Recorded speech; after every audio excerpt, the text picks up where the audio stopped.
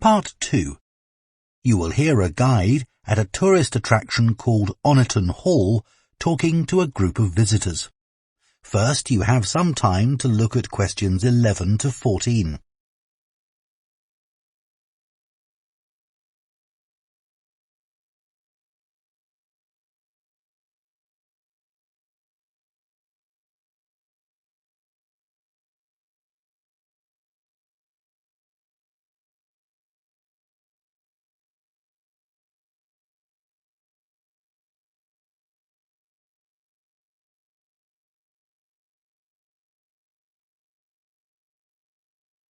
Now listen carefully and answer questions 11 to 14. Good morning, and welcome to Oniton Hall, one of the largest estates in the area. My name's Nick, and I'm one of the guides. I'll give you a brief introduction to the estate while you're sitting down, and then we'll walk round. The estate consists of the house, gardens, parkland and farm, and it dates back to the 14th century. The original house was replaced in the late 17th century, and of course it has had a large number of owners. Almost all of them have left their mark, generally by adding new rooms, like the ballroom and conservatory, or by demolishing others. The farm looks much as it's always done, although the current owner has done a great deal of work to the flower beds. In the 17th century, the estate was owned by a very wealthy man called Sir Edward Downes. His intention was to escape from the world of politics, after years as an active politician, and to build a new house worthy of his big collection of books, paintings and sculptures. He broke off contact with his former political allies and hosted meetings of creative and literary people, like painters and poets. Unusually for his time, he didn't care whether his guests were rich or poor, as long as they had talent. Big houses like Oniton had dozens of servants until the 1920s or 30s, and we've tried to show what their working lives were like. Photographs, of course, don't give much of an idea, so instead, as you go round the house, you'll see volunteers dressed up as 19th century servants going about their work. They'll explain what they're doing and tell you their recipes or what tools they're using. We've just introduced this feature to replace the audio guide we used to have available. I see there are a number of children here with you today. Well, we have several activities specially for children, like dressing up in the sorts of clothes that children wore in the past.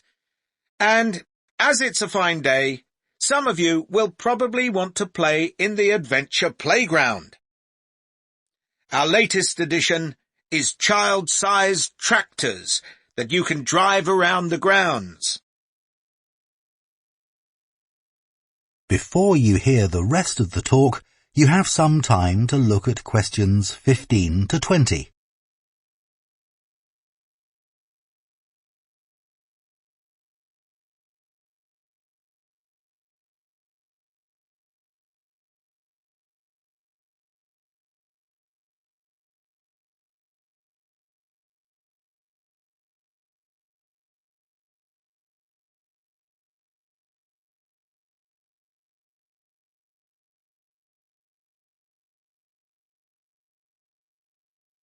Now listen and answer questions 15 to 20. We'll also be going into the farm that's part of the estate, where there's plenty to do. Most of the buildings date from the 18th century, so you can really step back into an agricultural past. Until recently, The dairy was where milk from the cows was turned into cheese. It's now the place to go for lunch, or afternoon tea, or just a cup of coffee and a slice of homemade cake. The big stone building that dominates the farm is the large barn, and in here is our collection of agricultural tools. These were used in the past to plough the earth, sow seeds, make gates, and much more. There's a small barn, also made of stone, where you can groom the donkeys and horses to keep their coats clean. They really seem to enjoy having it done, and children love grooming them. The horses no longer live in the stables, which instead is the place to go to buy gifts, books, our own jams and pickles, and clothes and blankets made of wool from our sheep. Outside the shed, which is the only brick building, you can climb into a horse-drawn carriage for a lovely, relaxing tour of the park and farm. The carriages are well over 100 years old. And finally, the Parkland, which was laid out in the 18th century with a lake and trees that are now well established. You'll see types of cattle and sheep that are hardly ever found on farms these days. We're helping to preserve them, to stop their numbers falling further. OK, well, if you'd like to come with me, we will start. That is the end of part 2.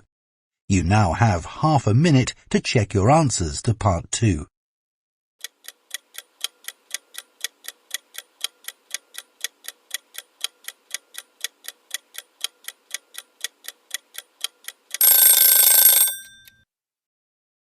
La la la la.